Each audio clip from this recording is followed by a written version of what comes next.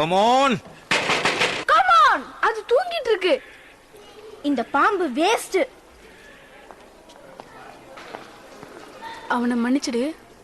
அவனுக்கு இன்னும் உன்னை பத்தி சரியா தெரியல. கண்ணாடிக்குள்ள ஒன்னு அடிச்சு வச்சிருக்கிறதுனால பெரிய வீர மாதிரி கத்திட்டு போறான்.